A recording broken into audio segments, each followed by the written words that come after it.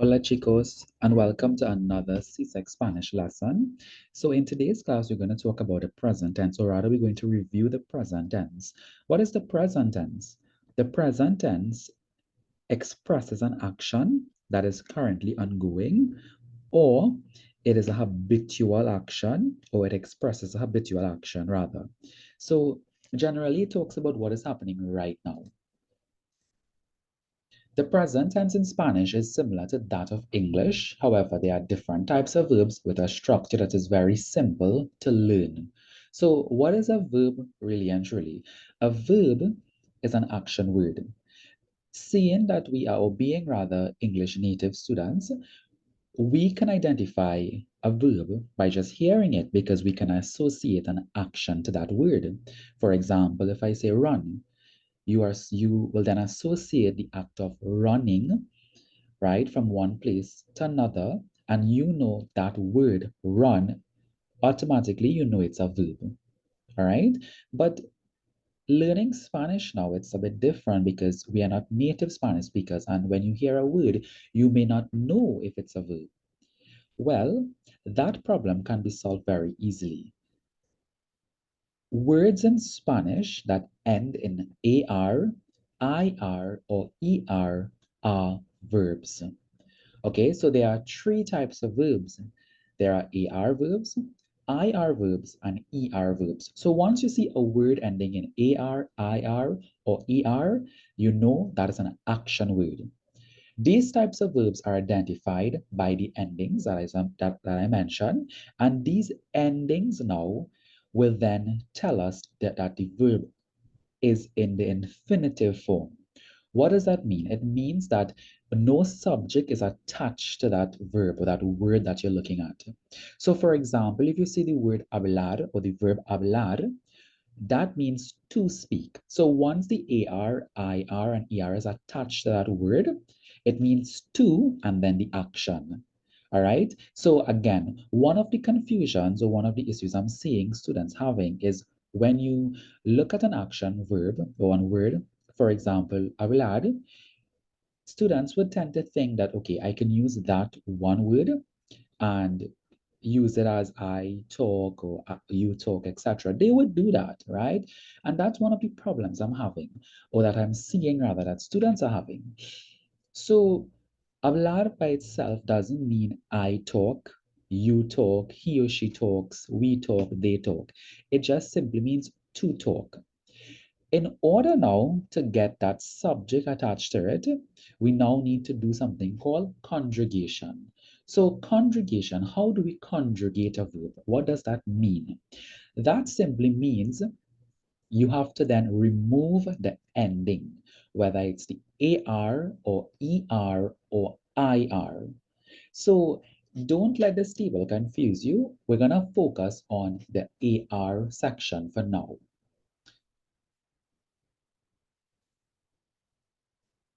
So on the screen, we have the endings for AR.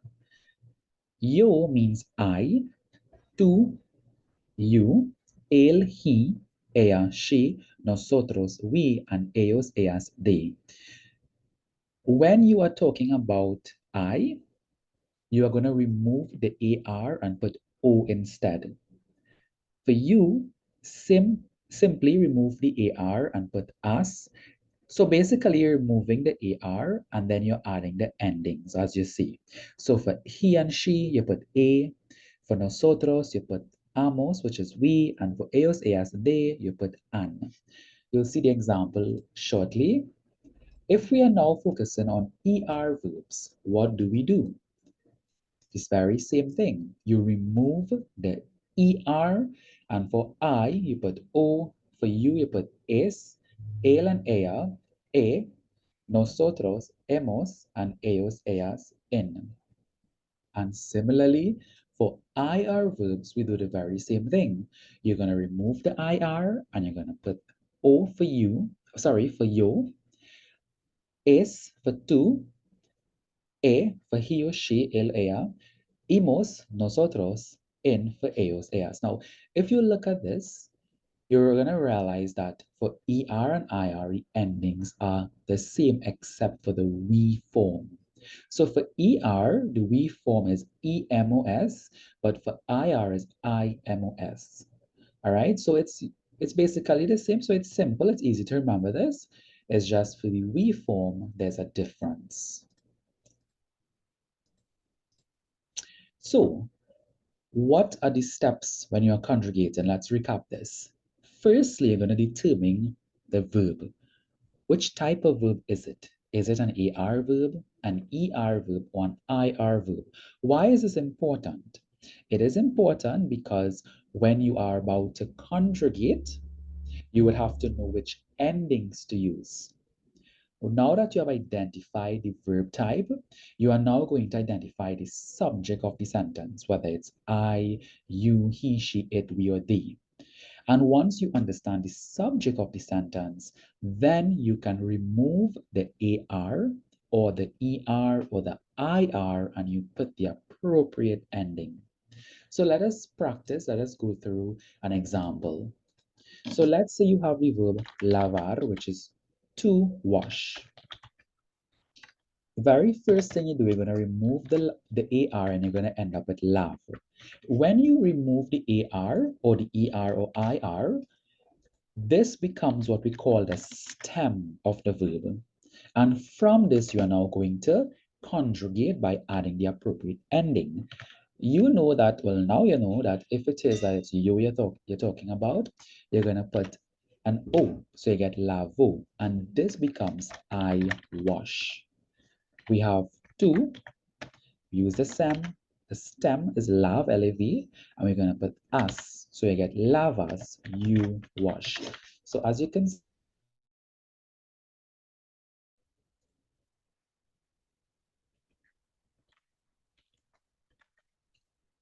we have el or ella, lava, which washes, and then we have nosotros, lavamos, we wash, ellos, ellas, lo siento, lavan, they wash. Now remember, and for this particular video, I will just mention it here so that you can remember as we go along. Usted uses the he, she, it form, so that becomes a, and ustedes uses the they form, which is an. So, for example, if you wanted to say or wanted to use the usted form, you would say usted lava, you wash. And that's the polite form. Or ustedes lavan, and that's you all or they polite wash. All right, so just take that note that usted would also use the he, she, it form, and the ustedes, the they form. All right, so this is a verb, or this is rather an explanation or an example of an AR verb. Let us now look at an ER verb. So we have vender, to sell. So again, you remove the ER and you get vend, which is the stem. And from this, you're gonna get yo vendo,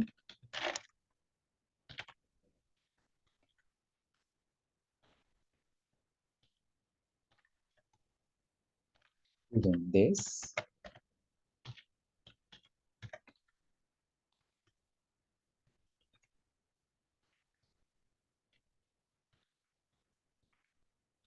Él o ella vende. And of course, usted vende. We have nosotros vendemos. Ellas, ellos, ellas, as well as ustedes venden. They sell. And this is how you conjugate an ER verb. Now let us look at an example of an IR verb. So we have escribir, to write.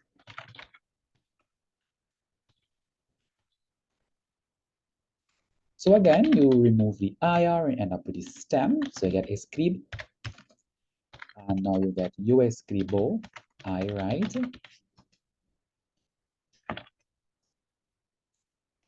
Now, sometimes students will ask questions like, is it necessary to use the personal pronoun you, to, ele, etc.? It's not necessary because if you were to analyze the entire conjugation, you would realize that escribo can only have one meaning, which is I write. So by inserting or not inserting the yo, it will not change the meaning. It will always mean I write because escribo, that is the only meaning it carries. Similarly with escribes. Escribes, it means you write. So even if you say tú escribes or simply escribes, it's going to mean the same thing. You write. All right. So sometimes students are accustomed removing it. Sometimes students prefer to use it so that they will not confuse the reader. That's fine. Now you can use it to distinguish he and she, for example, and just in this case, we have él escribe or ella escribe. Now, if the person name is going to be in the sentence, for example, Maria or Juan, the reader will understand if it's a male or a female that you're referring to, or a boy and a girl. So again, it's not necessary, but if you want to use it, if you think it's going to help you with your conjugation, with your explanation, not a problem. So we have yo escribo, tú escribes, él o ella escribe, he or she writes. Now remember, the usted also would follow this. And we have nosotros, we write. Notice that it's IMOS, and then we have EOS or EAS.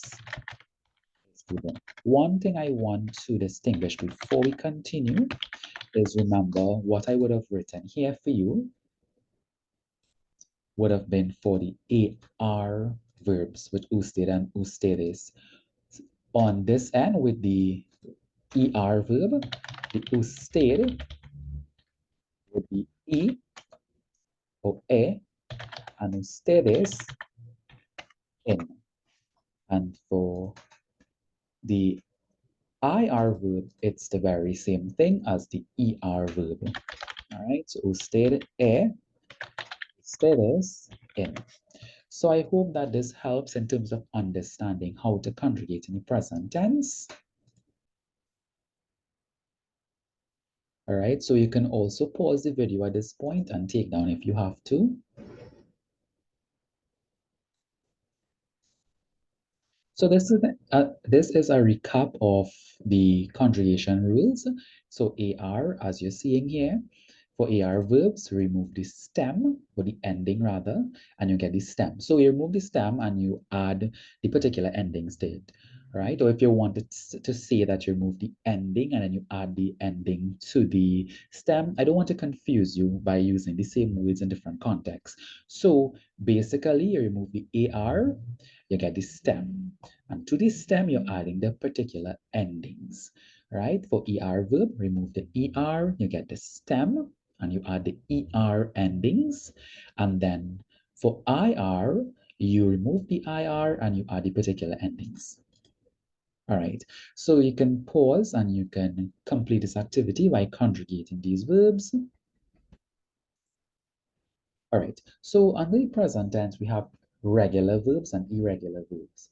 Regular verbs are verbs that would follow the rules that I just explained to you by simply removing the AR, the ER, or the IR and attaching the appropriate ending based on the subject.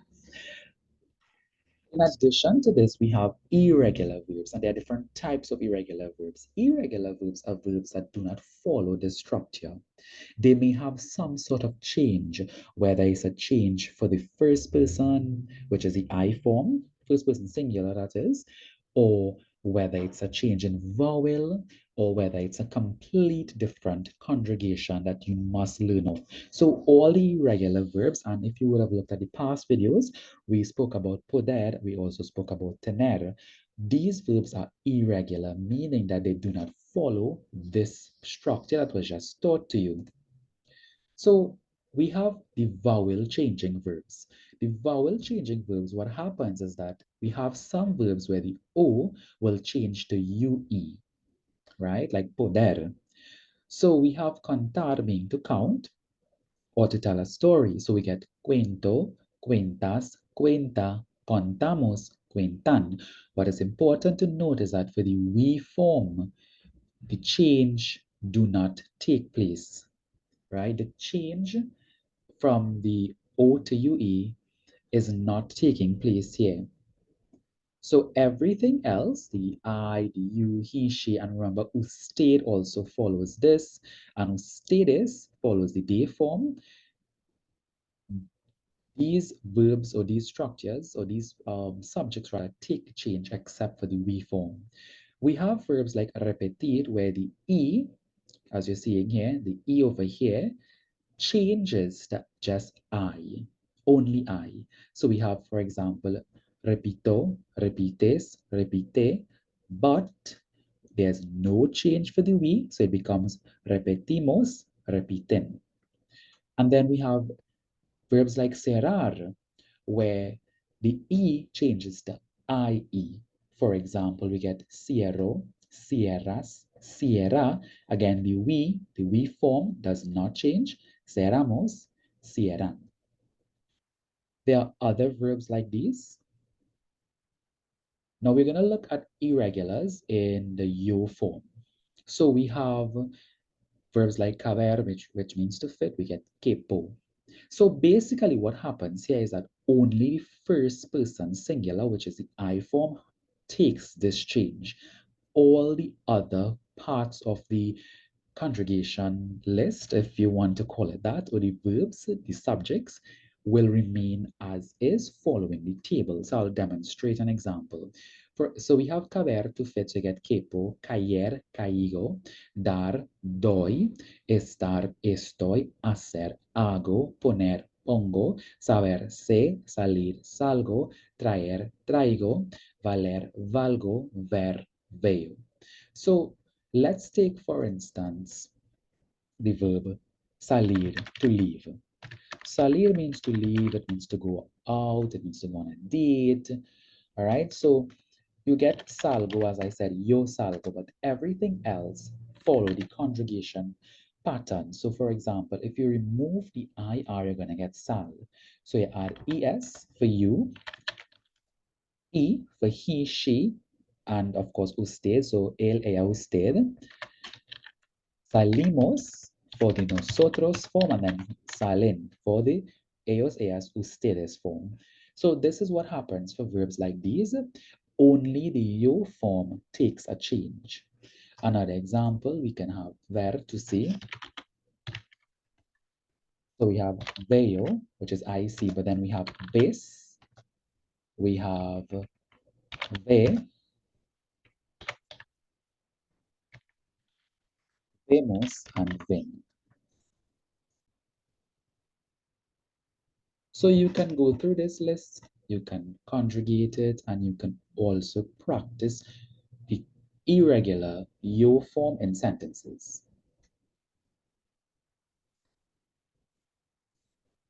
So this is a summary that you can use to initiate your study of the present tense. This is a recap of the rules that we spoke about in terms of the conjugation table. These are some verbs that are irregular in the yo forms only. There are some others. Of course, I would have given you a list just now, but we have saber, dar, traducir, conocer, poner, hacer, salir, traer. These are the irregular verbs. Now, these verbs are irregular in its structure. For example, ser, we have soy, eres, es, somos, so. Now, one thing to pay attention to, one thing to remember rather, is when verbs are being conjugated in Spanish, it will always be in a particular order. It will always be I first, then you, then he, she, usted, we, and then they and ustedes. It will always be in this pattern. Ir, to go. So we have voy, vas, va, vamos, van. Tener, we spoke about tener in one of the videos. You can always go back to tener que plus infinitive video. You would learn more about that. We have venir, to come, estar, to be as well, oír, to hear, decir, to say or to tell, construir, to construct, destruir, to destroy, seguir, to follow. All right, so these are some regular, or not regular, sorry, irregular, but common verbs that is very important to learn. Then we have the stem changing verbs. So this is a list of the verbs, and this here tells you what type of change it takes. So for example, cerrar, the E changes to IE, comenzar, the E changes to IE, competir, the E changes to I. So, things like servir, the E changes to I, soñar, the O changes to UE. So this is an excellent list that you can review as you start your practice of the present tense. And of course, while you read, while you explore the language, you will find more words and you can do your own research and compile your own list so that you can learn more and add to your vocabulary development. All right. So as we end our lesson, vamos a practicar. So we're going to match the subjects to the predicate, which is the verb, and the rest of the sentence to correctly and grammatically create sentences. So we have, for example, yo. Now you're going to look for which one you're going to use with yo. El profesor, Laura, mis amigos y yo, la familia, los animales, y tú. Some of them can give you more than one option. So you can play around with these sentences and try to form as many sentences as possible. So I'll give an example of what you can do. So let's say you have el profesor, and I apologize for the misspelling of this word. It's because when you're typing, the computer is not recognizing the Spanish Zoom. I apologize. 1 second. Excellent. So we have el profesor. We can say el profesor habla por teléfono, or we could say el profesor visita al museo. Okay, so that's what I mean by there are more than one options. Some of them will give you more than one options, right? So guys, all the best. Again, like and share the video, subscribe if you haven't done that already. If you have any questions concerning any of the topics or any topics that are giving you trouble, you want to get more content, you can follow me on Instagram at Professor Puran, and you can ask your questions there and I will respond to you appropriately and accordingly. So guys, all the best. Adios. See you soon.